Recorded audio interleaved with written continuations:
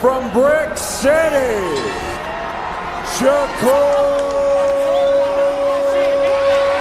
Stevenson. You've already won, I think, 4 world titles in 3 weight classes. I don't even know what's your ceiling. Like, where do you see this going? The rumors that everybody ducking you. I feel like people just don't want to be dominated. I think people don't want to lose. This ain't not like no scary dude. I think that fight happened. I dominate. Like, I ain't in no hard, close fights. I got a thing where I just believe like there's a higher power. I think really, like, as far as my all-time rappers, I think that's my favorite rapper. Today we have an amazing episode with 3-weight world champion Shakur Stevenson, one of Mutar's neighbors. The homie from Jersey, Newark finest. So this is going to be amazing. I can't wait to get it going. Future Hall of Famer, inshallah. Before we start the episode, we would like to extend a message of thanks to our sponsors for this episode, Al-Majdiya Investment. The significant transformations and developments taking place in the kingdom have created promising opportunities for investment and ambitious, innovative entrepreneurs. Our partners and sponsors for this episode, Al-Majdiya Investment, are accustomed to seizing these opportunities, enabling entrepreneurs and companies to grow and succeed, and contributing to building a prosperous economic future for the kingdom. Shakur Stevenson, what's up, bro? What's good, man? Long time coming, man. I appreciate you coming on the show, giving us your time, man. I know your time is valuable, bro, so we appreciate that. I appreciate you too, and you know it's all love, man. I was going to ask you about the boxing. So obviously we'll get into this over the course of the show, like future Hall of Famer. I seen the Instagram tag and stuff. How did you get into it? Like, what was the inspiration to really start off and get into boxing? My grandfather, he used to play like little like rec league baseball, and I went to like one of his games when I was like 5 years old, and he took some of his fighters. But I used to see him go to the gym like every day, but I ain't never like know where he was going. So then when he brought his fighters to the baseball game, he introduced me to them, and I just thought it was mad cool that they was boxers and they knew how to fight. So like I kept asking them like, "Yo, y'all know how to fight?" Like, so if somebody right now try y'all, like y'all beat them up, right? They was like, "Yeah, but we don't do that." But the next day I asked him like, "Man, take me to the gym, man." He took me to the gym, and I fell in love once I walked in. I seen people sparring, punching the bags. I fell in love. I fell in love with the sport of boxing as soon as I seen it. So it's natural with you, basically.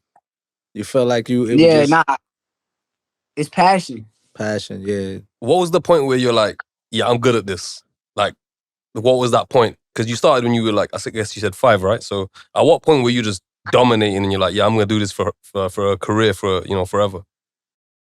When I turned like 15, 16, it's like I just started winning every tournament easy. Every single tournament to like overseas, the nationals. I started dominating every tournament. When I started just feeling like I could like nobody could beat me. I just felt like this is what I want to do. This is what I want to do with my life. And I started just dedicating my life to the sport of boxing. Dope, man. You know, in Jersey, it's difficult to stay focused, especially like in Newark, Irvington. Fact. It's hard to stay focused. And being a boxer, you got to have that dedication. You have to have that discipline. When we come from, you go outside your doors, everything that's negative is calling for us. How did you stay focused? How did you stay away from getting caught up? Because many of us, we get caught up in the streets easily back home. I think that I just follow my passion. I think I knew what I wanted. Like I knew my love was for boxing. I love going to the gym. I love winning tournaments. Like I used to go to tournaments, and when I first started, I used to lose at some tournaments. When I used to lose, I think that just turned me like to a killer. Like I just wanted to win. So then my passion kind of took control, and it kind of like diverted me from going to do stuff that I didn't want to do. Like my friends want to go do this. I'm cool. I'm going to the gym, man. And a lot of my friends link up with me at the gym. That's how I met Kyrie. Kyrie. Me and Kyrie met at the gym. Who is Kyrie again? Kyrie is from Kyrie City. Kyrie City. My brother knows. Kyrie, you know Kyrie. Huh? I said you know Kyrie. Yeah. I know if I see him, he definitely sounds familiar. Kyrie City, man. Yeah. But I think Muslim brother, right? Yep. Yeah. And also Tramel, man. See, Tramel, we grew up. Hold on, let me see. Oh, yeah, definitely. I seen him. Yeah, I seen him, definitely. I know him from around the way. So these were good people that you had good people in your corner, like your grandfather, your mother, because discipline is very important. When I said earlier, we got a lot in common because you left Jersey and went to Houston. You know what I mean? How long you been in Houston now? How many years? I've been in Houston since 2020. 2020. Yeah, since 2020. Yep. Similar to me, I had to leave Jersey, went to Atlanta, then to the West Coast just to stay focused and follow my passion. You know what I mean? Right. And big shout out to Jay Prince, because now you with Jay Prince. He was recently with us in Saudi. A lot of people don't know that the Outlaws were signed to Jay Prince. We did, we did a record deal. We did a one album deal with him. So he was one of the few people from the industry that straight up, you know what I mean? That's wasn't cutthroat, was honest, dealt with us in a good way. So that's why it's always been love between me and Jay, even to this day, man. So when he came to Saudi and visit, you know, I brought you up. I said, you know, Shakur Stevenson he from my neck of the woods. Why you didn't come out though? You said what? Why you didn't come out though? You should have come out for the fight, you know, the Fury and Ngannou fight. Nah, I was getting ready for my fight. I had to stay back and stay focused. But nah, Jay Prince, he a real dude. Like a lot of people, they see stuff online and they don't like know him or know nothing about him, and they don't even understand that they talking about him, but he's really like a real dude, like genuine. Like it'd be some days I be spending my holidays and Thanksgivings and stuff with the Prince family, like, and they just show mad love. Like, I think that Jay Prince a real good man. Yeah, he a real one, and you know, it's rare coming from the music industry, and then he went to boxing. He switched it up, you know, because they try, like Saudi trying to make the future of boxing here in this region, in this country actually, because we be having this debate, you know what I mean? Like, okay, between Shakur Stevenson and Tank. Shakur Stevenson and Devin Haney. You know what I mean? Devin Haney also a friend of ours, a brother, but at the end of the day, skills make fighters. You know what I mean? It ain't personal. It ain't personal. But that's gonna happen soon, though. I mean, I think the Tank fight more so possible. I think Tank not like no scary dude. Tank he believe in himself to the fullest. I think Tank.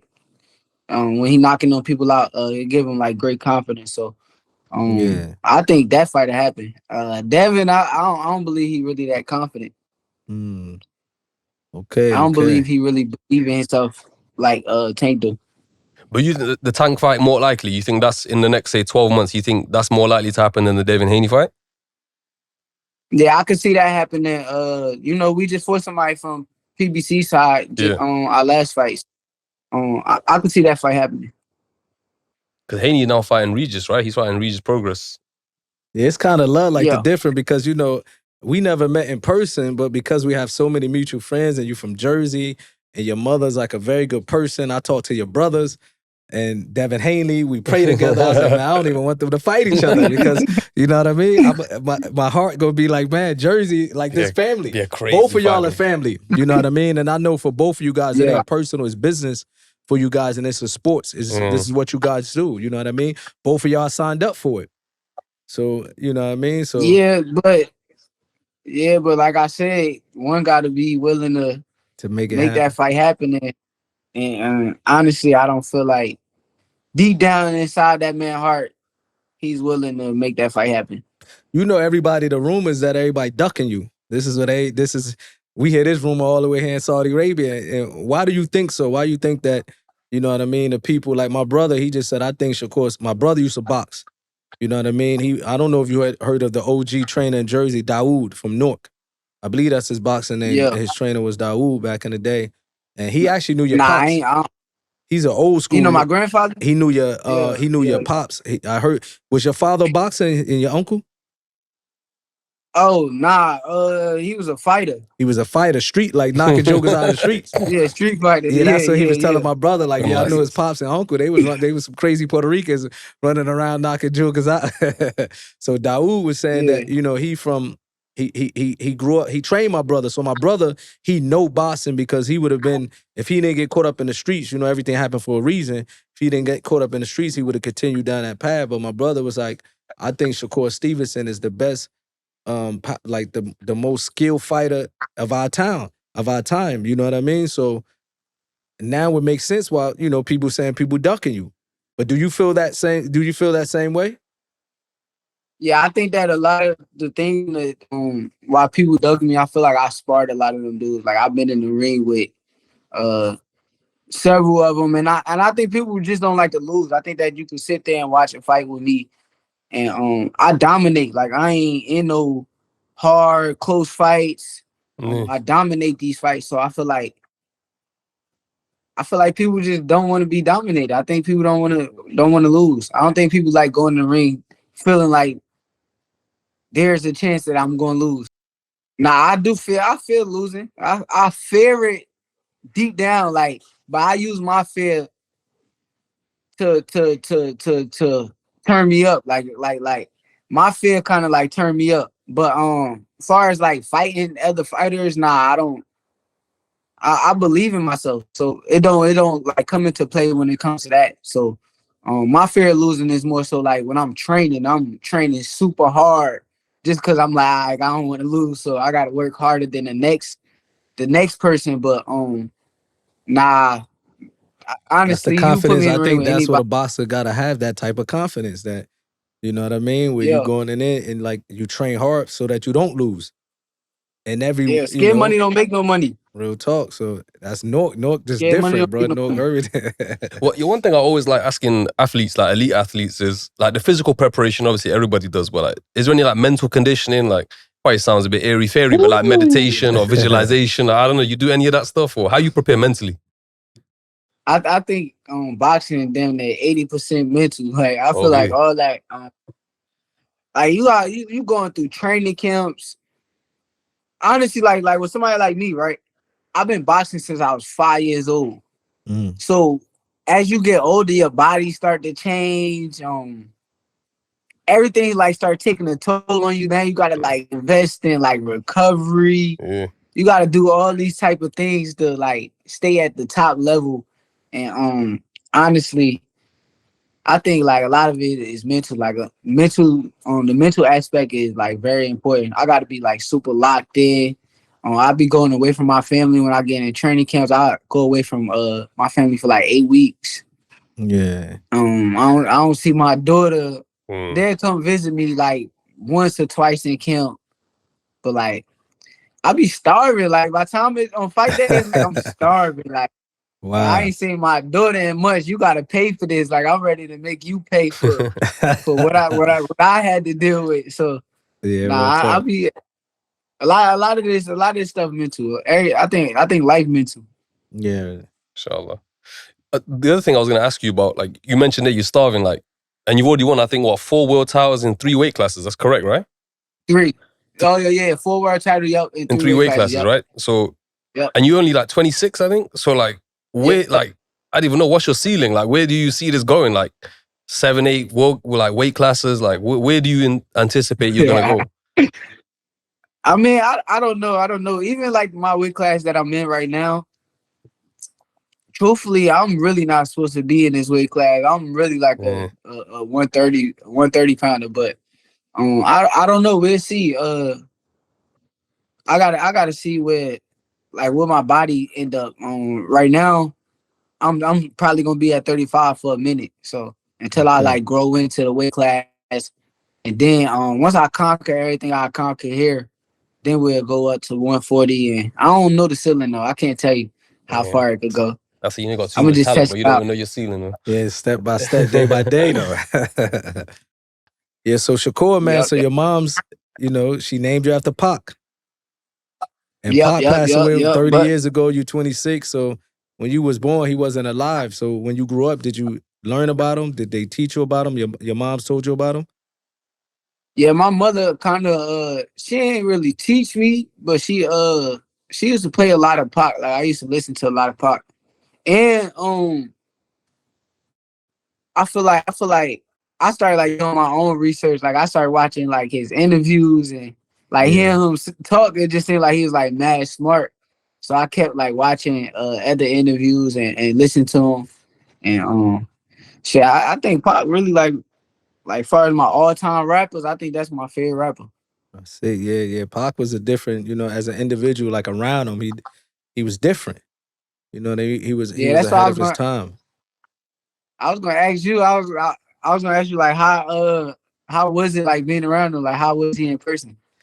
Pac in person, man, he was passionate, he was dedicated, to like he really kept us on a straight path. Like a lot of like Pac wasn't the type of person who was always in the club, especially when he got out of jail, when he got released from jail and went to death row, he just was working.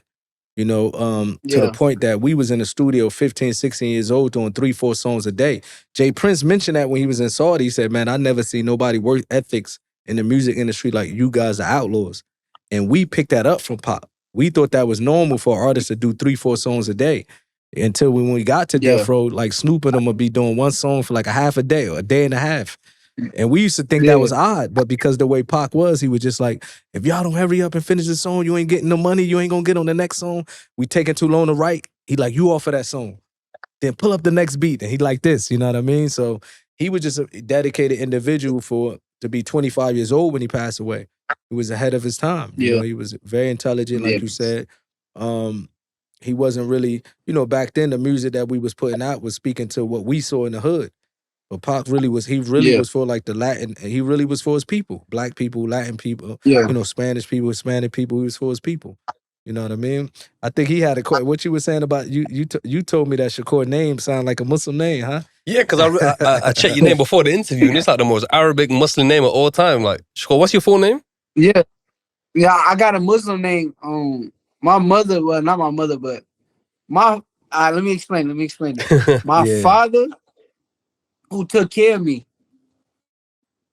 who really cause I ain't have my real blood father. Yeah. I had my little brothers and my little sister father. And that's my father to me. Like that's who I grew up as. He my raised father. You. But yeah, he raised me. Yeah. But he was Muslim. He was like there in the hospital with me when I was born. But my full name is Shakur Shahid Stevenson. Super Muslim. Man, that's a Muslim name. We waiting for you to come take that shahada, bro. Come join us. Muslim name. That's dope. Yeah. Because Nork, but you the thing is, the thing is, I really don't. I believe in the higher power, so it's like I believe in Allah, and like I just feel like I got a thing where I just believe like there's a higher power. You believe in God? I don't know exactly who it is or how it is, or I believe it's a higher power. Yeah, you believe in God. That's a good way to start off because I was born Muslim. A lot of people don't know that I was born Muslim, but my mother and father converted to Islam before I was born.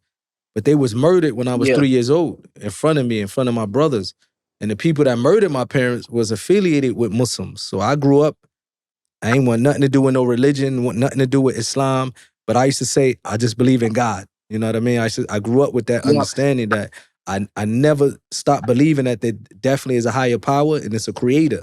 So I spent pretty much most of my years like that until I accepted the religion of Islam, man. So at least knowing that there's a creator is a good start, Yeah, fact.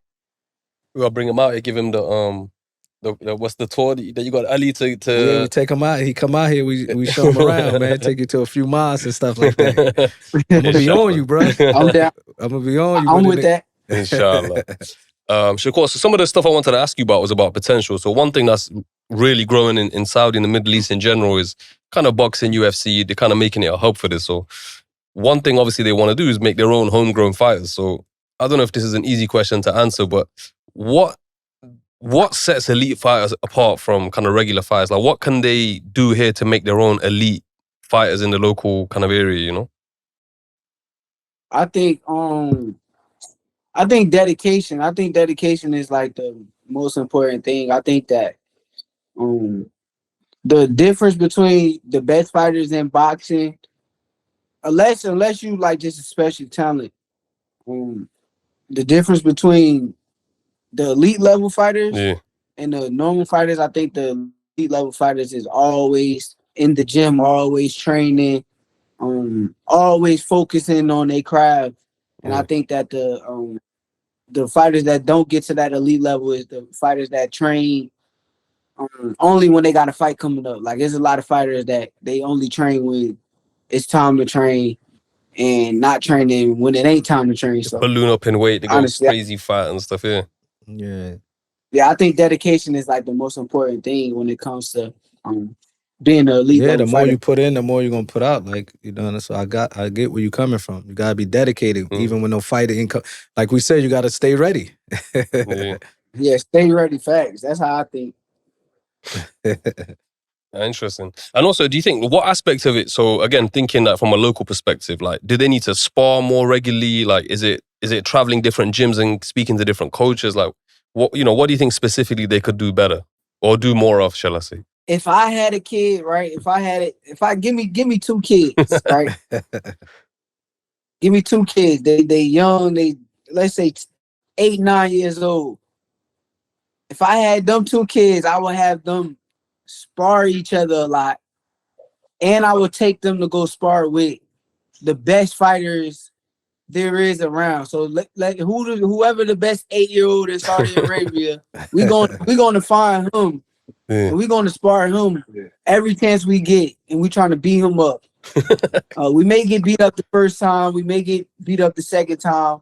The third time, we're gonna look for improvement, and I think that's the formula to building. Start them young.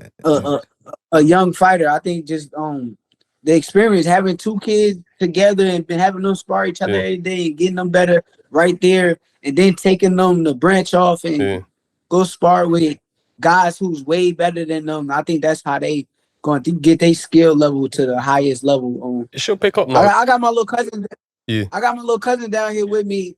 He been boxing for like 3 years, right? Well, is it Moses? I think I seen some clips of him though. Yeah, he been boxing a long time, but he took off. So he took off for mad years. Then he came and moved in with me at like 15 years old, and I had him sparring with me every single day. And then now I look at it, he only got like 20-some fights, and he's beating all these kids with hundreds of fights, and he going to gyms beating up pros now, and it's like he got a lot better just from being in the ring with me every single day. Like every single day, I'm pushing him and still, making right? him That's what they better. say. Yeah, real talk. That helps. Yeah, I think I might have seen some clips of him.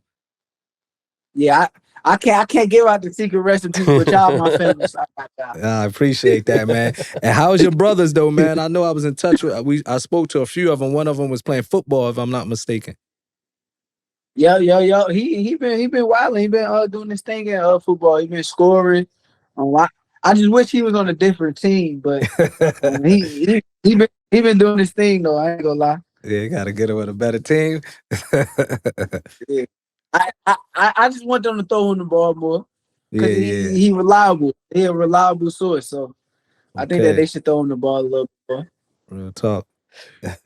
Shakur, so one, it's not a negative question, but I just really want to understand, like, what can other boxers take from your mentality? So, the last fight, like, you won, but you got some criticism. I seen you post something today where you're like, I ain't listening to these armchair fans no more. How do you respond to that? Like, in terms of people criticizing you when you've achieved so much, like, how do you mentally tackle that? That's the mental part. That's the part, like, I can admit, like, I'm not fully where I want to be on that. Like, I need to get better with that because even like that instance you just said where I fought and I'm listening to like the crowd. I'm listening to like people who don't know nothing about boxing. And I went back and watched my fight over again. Yeah, you won. Easy. Yeah, but it was like I won with one hand and I dominated a good fighter. And people don't even understand. People feel what they don't understand. So when they don't understand something, it makes them do the things that they do. So honestly, I think that with that fight, I made it look easy with a really talented fighter in front of me, a strong fighter who got boxing skills. And I just feel like I just gotta tune them people out. So now I'm putting it in my brain and understanding, like, forget what they talking about. All that matters is my family, me. Honestly, we made it look easy for a third world title in the third division. So it is I'm true. happy about You it. fought with one hand because my brother was telling me, he's like, man, I think in that fight, Shakur Stevenson, you hurt your hand or something like that, correct? I hurt my hand all the time. But he was like, I know Shakur. The crazy part, my brother's like, but Shakur don't make no excuses. He didn't get up there and start saying, look, I only had, but you just admitted now. So what was the problem with your hand? It didn't recover from something in the past? I heard it the week of the fight, like not was it the week before the fight. I heard it in sparring. I had hit somebody with my left hand, and I heard it, and we tried to get it together before the fight happened, but I mean, like I said, it happens. Yeah, you ain't make no excuses, and you still did your thing. Honestly, I spar all the time. When I hurt my hand, I gotta use one hand. Like, my coaches will tell me to get out the ring. I tell them, no, I'm not getting out the ring. It don't matter who I'm in front of. I spar them 7, 8 rounds, 9 rounds sometimes with one hand. And it's really for that situation right there. I kind of like got myself mentally prepared for a situation. If I got in a fight and I hurt my hand too bad where I can't throw it, I'm gonna make sure that I come out victorious. Yeah, mentally, what you mentioned early, man, that you got to block out, because now we living in a time where everybody have access to you, meaning like on social media. And like you said, these people don't mean nothing. It doesn't matter what they say, because it could be a little dude with some thick glasses behind his computer, you know what I mean? Drinking milk, talking all types of crazy stuff, never walked outside. So that's how the internet works. You start realizing like most of the people just be talking. They don't even know what's going on. You know? A lot of the thing too it's like people don't realize, like, y'all never been in a boxing, like, not y'all, but like dumb, like the people that's talking crazy, like, y'all never been in a boxing ring, y'all probably never been in no real fight. And if y'all did, say you about to fight another dog, you a dog, you about to fight another dog, you fight him when you gotta fight that nigga with one hand. Come on, bro. Yeah, most people going nowadays. Yeah, that's real talk. Yeah, armchair fans. Nah, but you still did your thing. But I think everything happened for a reason, because that just let you know that I think it prepared you for negativity sometimes. So, you know, when you in the industry as a boxer or anywhere in the world, and you climbing up that ladder, sometimes you're gonna hear more and more people criticizing you. So it's good that you facing that early, if you facing that now, so you can be prepared for it when it happen again in the future. You know what I mean? So all of this is part of the struggle. I just learned never to doubt my greatness. Cause I knew when I was in the ring, like, I kept saying to myself, I'm like, bro, this shit kind of easy. Like, I'm good. I'm doing what I'm supposed to be doing with my hand. Like, but it's like, I'm listening to the crowd. So now I'm hearing like boos. I'm listening to, you feel me? So I'm second guessing, like, whether I did what I was supposed to do, but I knew in the back of my brain, like, I'm good. Like, this easy. Like, yeah, like you said, the crowd, like, these jokers most of them probably never had a real fight, so they just want to see. They don't understand boxing is a thinking man game, so they probably just want to see. Like to see rock. They just want to see people slugging out. Like, they don't give a. You know what I mean? Like, they don't understand. You got to also think. So you man, did your I thing, say though. the least punishment I take, I make it home to my daughter safely. So I ain't tripping. I don't know. People be talking about I'm trying to get home to my kid. That's the most important, man. That's the most important. Shakur, I had a couple more boxing questions, and then we'll just move on to a couple other topics before we wrap up. I wanted to ask you about YouTube boxing. Like, that seems to be massive. Like, even in Saudi, they've hosted a few fights. Like, what are your thoughts on it? You're obviously an elite fighter. Like, what do you think of these guys? I think that they not that good, but some of them be talking crazy. So I would love to, like, humble a YouTuber. I wouldn't mind. They're making money. Yeah, I think you got into it. One of these YouTubers, like, no, that's an MMA fighter. Yeah, I did. MMA fighter dude, the Irish dude. Sean O'Malley. Yeah, Sean O'Malley. Yeah. I wouldn't, like I said, I wouldn't mind like humbling like a MMA dude or a YouTuber, like any of them dudes. But Shakur, you think it's good we for the can make sport some though? money. Because they're bringing eyeballs and they're bringing money. So what do you think? You think it's positive? I think it is good for the sport. I don't take away nothing they do. I think Jake Paul brought a lot of eyes to the sport. I think he was kind of the leader of that that YouTube stuff, and I don't got nothing bad to say about it. I watch it when it come on sometimes, and if it's too bad, I'll turn it off. But most of the time, like if it's somebody like Jake Paul, I watch. Because Jake Paul actually trained. He really trained and put, you know what I mean? It was dedicated to it. Yep. He actually looked like a fighter inside the ring. He looks talented. Yeah, they say he be in Puerto Rico. Yeah, he's in Puerto Rico a lot, yeah. Yeah, he also was in Saudi. That's why you got to come out here, bro. We got to make that happen. Yeah. Have you ever been to Puerto Rico? Nah, I ain't never been to Puerto Rico. Are you in touch with your family there? Do you still got family on the island? You know, it'd be good to keep in touch with them.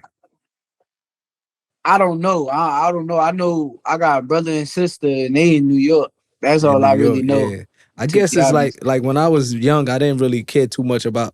Not that I didn't care too much about it. Like I knew that my mother was Puerto Rican, her side of the family is Puerto Rico, but it wasn't until I got older I started searching for, because I have an aunt on the island, my mother's older sister, and I found her, got in contact with her like 2 years ago, and I was able to fly out there.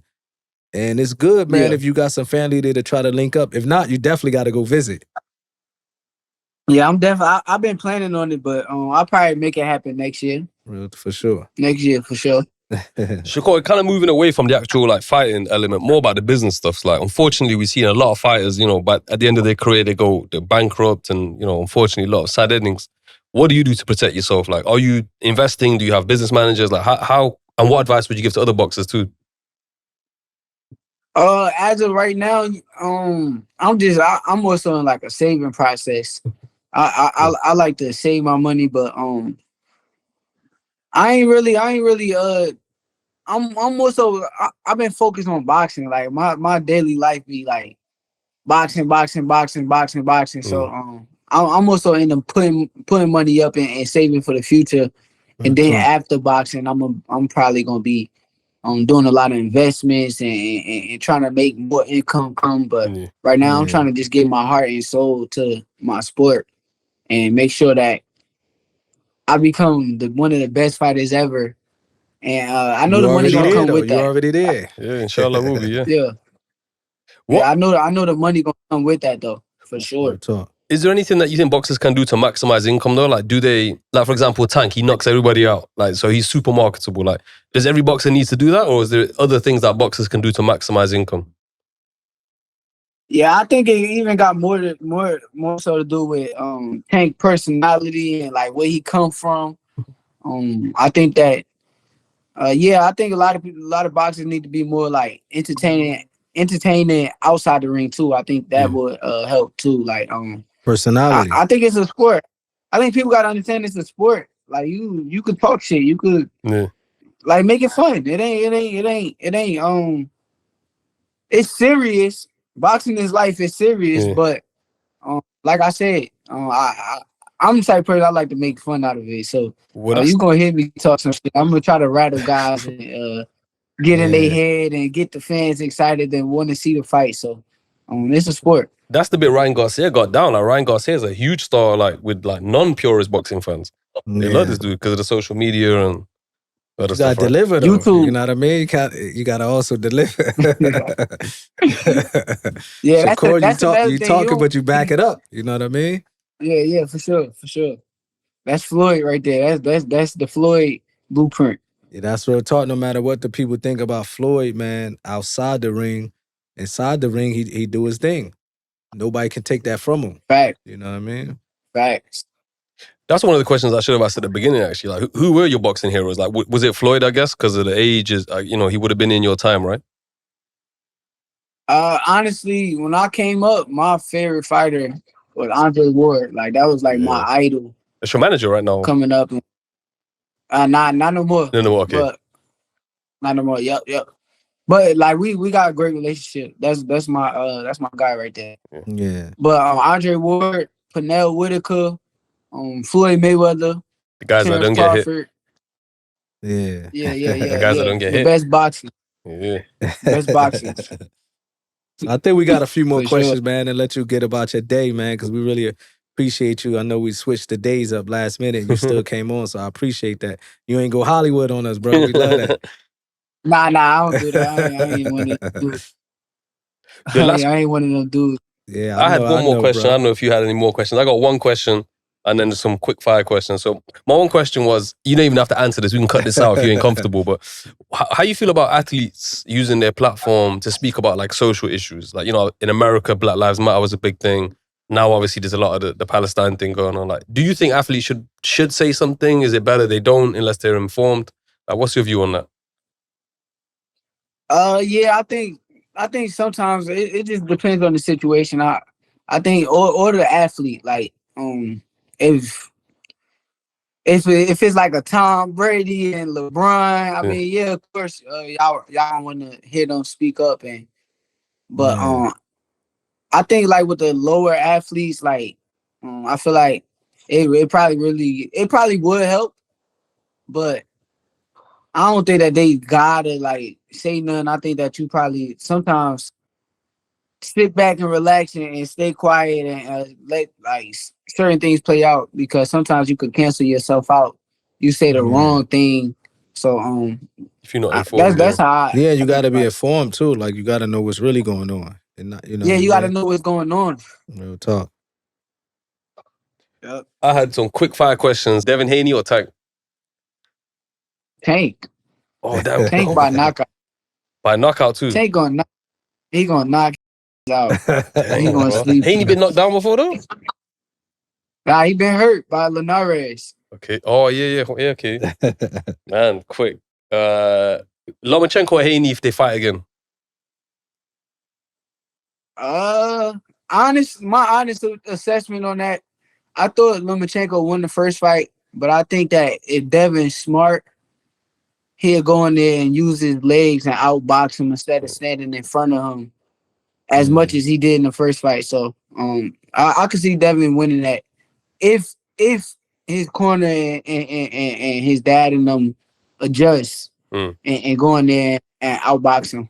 Yeah, I see that happening. He's Muslim, so we want him to win. Inshallah. This is probably more interesting to you because it's, I guess you're around your weight class. Prime Prince Naseem Hamed or Prime Barrera? Because, you know, they fought, but Prince Naz was done by that point. I still think Barrera would have did what he did to him. Yeah, just because the style, he's like tight and like, he's not, it ain't like he was a good fighter, but he was good at what he do. And I think his style was just bad for Prince Naseem. Yeah. Prime Tyson or Prime Lennox Lewis? Like in their primes? Prime Tyson. Tyson's He's the first one to say that. Everybody else said Lennox Lewis. You said Lennox Lewis. Nah, Lennox Lewis, he was a beast, but like I said, that power. I don't know if somebody Tyson could deal was different, with a Prime Tyson he power. had that retarded power. It's the height, though, isn't it? Because Lennox Lewis is what, like the retarded 6'6". strength Tyson. Be a crazy but we appreciate you, man. I really do appreciate you taking your time, man. Say what's up to the family. Yeah, I saw that. That was all right. Swinging on the flies. You definitely got to get that raid. Say what's up to the family for us and Tramel and everybody, Jay Prince. And hopefully next time we see you, you'll be out here in Saudi with us. I appreciate you, man. Definitely gonna make that happen. Inshallah, Shakur Tank in Saudi 2024, inshallah. Yes, sir. Yes, sir. Appreciate y'all. Thank you, man. Bro. Thanks a lot. All right, one. Take care, bro. Peace.